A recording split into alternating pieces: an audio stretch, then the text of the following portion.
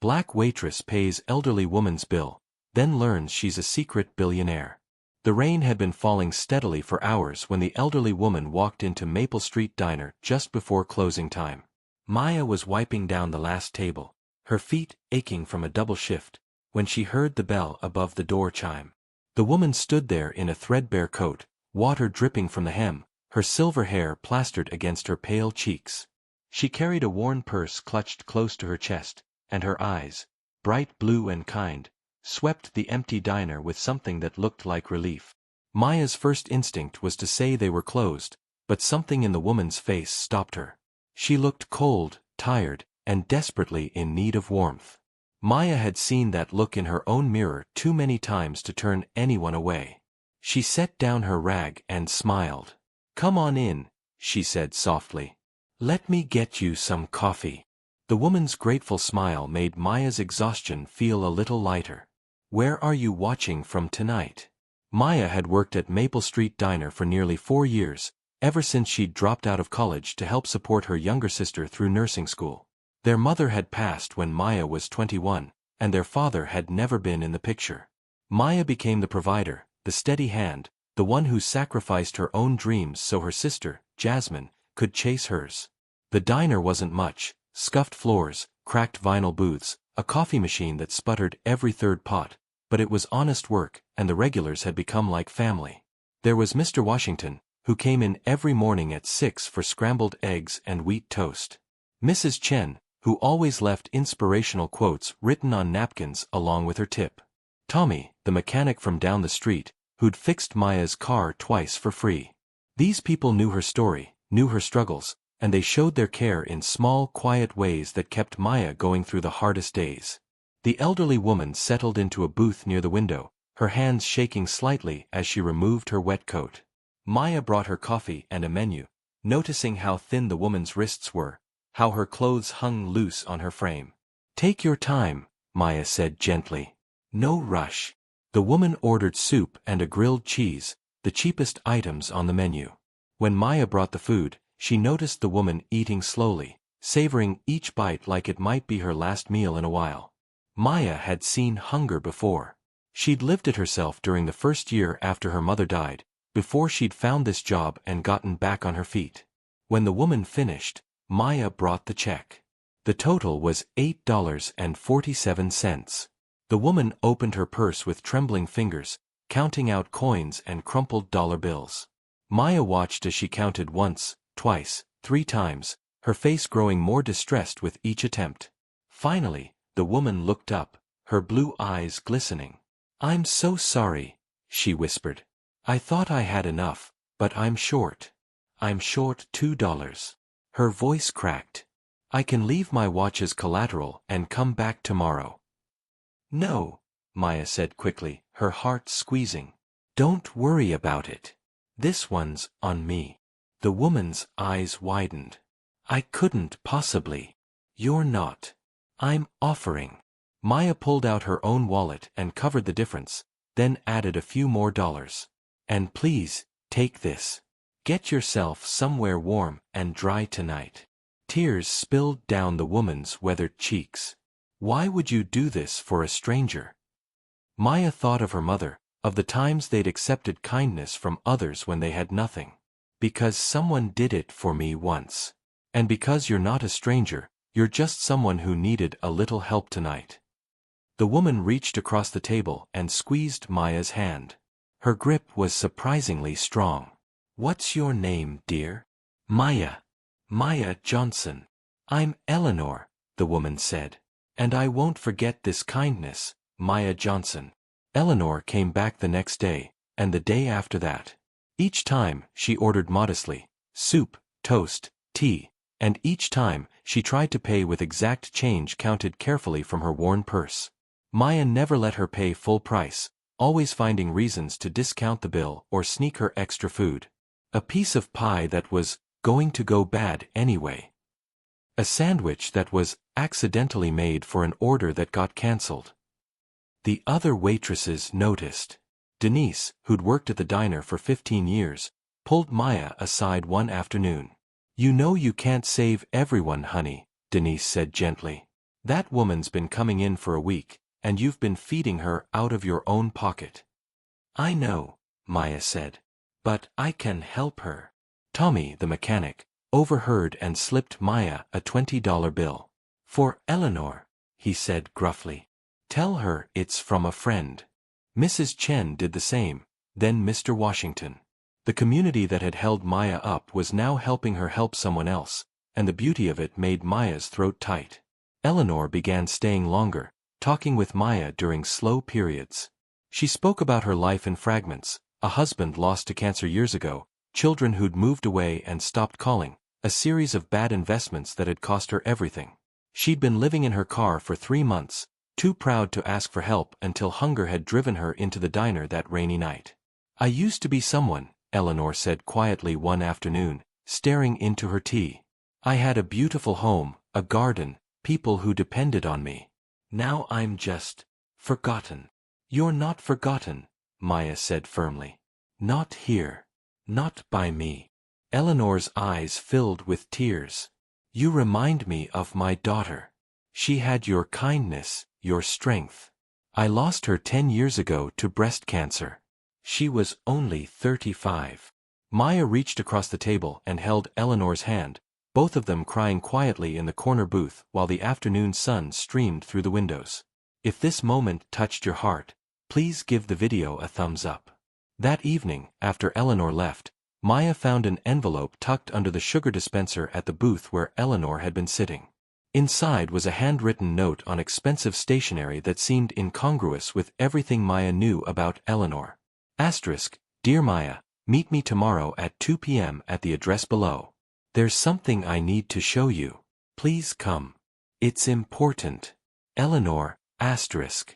The address was on the wealthy side of town, in a neighborhood Maya had only driven through, never stopped in. Her heart raced with confusion and something like worry. What could Eleanor possibly want to show her there? Maya almost didn't go, but this Eleanor looked different. She wore elegant clothes, her silver hair was styled, and she carried herself with a grace that the threadbare coat had hidden.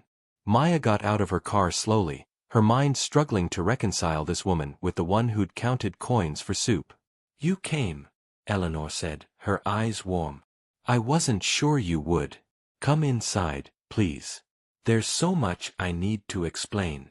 Maya followed her through gardens that looked like something from a magazine, into a house that took her breath away. The entryway alone was bigger than Maya's entire apartment. I don't understand, Maya said, her voice small. Eleanor led her to a sitting room with windows overlooking a pond. She gestured for Maya to sit, then took the chair across from her. Everything I told you was true, Eleanor began. My husband died, my daughter died, I lost almost everything. But not quite everything. She paused. My name is Eleanor Whitmore. My husband was Richard Whitmore, founder of Whitmore Industries. When he died, I inherited his estate, this house, investments, charitable foundations. I'm worth approximately $2.3 billion. Maya felt the world tilt. But, the diner, the coins. You said. I said I'd lost everything that mattered, Eleanor interrupted gently. And I had. Money can't buy back the people you love. After my daughter died, after my sons stopped visiting because all they cared about was their inheritance, I became so lonely I couldn't breathe in this big, empty house. I started going out, trying to remember what it felt like to be normal, to be just Eleanor instead of Eleanor Whitmore, billionaire widow. Have you ever faced something like this? Share your story in the comments. You were testing me, Maya said, hurt creeping into her voice. Pretending to be poor to see if. No, Eleanor said firmly. I wasn't testing anyone. I was drowning in loneliness and you threw me a lifeline. I went to that diner because I was tired and cold and wanted somewhere warm. I ordered cheap food because I didn't want to draw attention. I counted coins because. She smiled sadly. Because it felt good to have someone care about Eleanor, not Eleanor Whitmore's money. You gave me kindness when you thought I had nothing to offer you in return. Do you understand how rare that is? Maya's hands trembled. Why am I here? Because I want to help you the way you helped me. I want to give you something in return. I don't want your money, Maya said quickly. That's not why I know, Eleanor said. That's exactly why I want to give it to you. Eleanor explained that she'd been watching Maya for weeks before that rainy night, had seen her kindness to other customers, the way she snuck food to the homeless man who sometimes sat outside the diner, how she'd given her own jacket to a shivering child whose mother couldn't afford to replace the one he'd lost. Eleanor had been looking for someone genuine, someone who understood what it meant to struggle and still chose kindness. I'm 78 years old, Eleanor said. I have more money than I could spend in 10 lifetimes, and no one to leave it to who would use it wisely. My sons will get their trusts, but the bulk of my estate will go to charities and foundations. But I want to do something while I'm still alive. I want to see the difference it makes. She pulled out a folder of documents. Inside was a check that made Maya's vision blur, enough to pay off her debts, finish her degree, secure her sister's education, and still have enough left to build a life she'd only dreamed of. But there was more, a position as director of the Eleanor Whitmore Foundation, overseeing grants to help people like the woman Maya had been, young, struggling, trying to build something better. You understand what it's like to have nothing and still give everything, Eleanor said. You understand who deserves help and how to give it with dignity. I need someone like you, Maya. And I think you need this too. Maya stared at the papers, tears streaming down her face. This is too much. I can't. You can. You will. Eleanor's voice was gentle but firm. I've spent 10 years being lonely in this big house. You gave me hope again. You reminded me that kindness still exists, that there are still people worth investing in. Let me do this. Not for you, for both of us. Maya thought about her mother, about the years of struggle, about Jasmine and her dreams, about every person who'd helped her along the way. She thought about the life she could build, the people she could help, the difference she could make. Okay, she whispered. Okay. Eleanor smiled, and it transformed her face into something radiant. Good. Now, there's someone I want you to meet. If you've been enjoying this story, subscribe for more heartwarming tales. She led Maya to another room where a young woman sat at a piano, her fingers moving gracefully over the keys. She looked up as they entered, and Maya saw Eleanor's eyes in her face. This is my granddaughter, Sophie, Eleanor said. She's been living here with me for the past 6 months, helping me manage the foundation. I think you two will work well together. Sophie stood and shook Maya's hand warmly. Grandmother's told me so much about you. About your kindness. I'm looking forward to learning from you. Over the next weeks, Maya's life transformed in ways she'd never imagined. She gave her notice at the diner, though she promised to visit the regulars who'd become her family. She enrolled back in college to finish her degree. She started working with Sophie to review grant applications, learning the foundation's work, discovering she had a talent for identifying genuine need and creating programs that truly helped. Jasmine cried when Maya told her the news, then laughed, then cried again. Mama would be so proud, she said, and Maya knew it was true. 6 months later, Maya stood in the Maple Street diner, but this time as a visitor, not an employee. The regulars had gathered for a celebration. The foundation's first grant had gone to renovate the diner, updating the kitchen and dining room while keeping its heart and soul intact. Mr. Washington, Mrs. Chen, Tommy, Denise, they were all there, beaming with pride. You did this, Denise said, hugging Maya tight. You took your blessing and turned it into a blessing for everyone else. Eleanor sat in the corner booth, the same one where Maya had first served her soup, watching the celebration with joy in her eyes. She'd become like a grandmother to Maya, filling a space that had been empty since Maya's mother died. They had dinner together twice a week, sometimes at the mansion, sometimes at Maya's new apartment, and always with conversation that fed their souls. Maya had learned that Eleanor's test hadn't been about money at all. It had been about connection, about finding someone. The foundation had helped 30 families in 6 months, paying medical bills, funding education, supporting small businesses, always with dignity and respect. Maya reviewed every application personally, remembering what it felt like to need help, making sure each person felt seen and valued, not pitied. Jasmine had graduated nursing school and was working at the hospital, already making a difference in people's lives. She'd paid off her student loans with help from the foundation, and now she volunteered at free clinics on weekends, giving back the way Maya had taught her. As the celebration wound down, Maya sat with Eleanor in the corner booth, 2 cups of coffee growing cold between them. "Do you remember that rainy night?" Eleanor asked. "Every detail," Maya said. "I remember thinking you looked like you needed warmth more than I needed sleep." "You gave me more than warmth," Eleanor said. "You gave me hope. You reminded me that there are still good people in this world, still hearts that give without expecting anything back. You saved my life that night, Maya.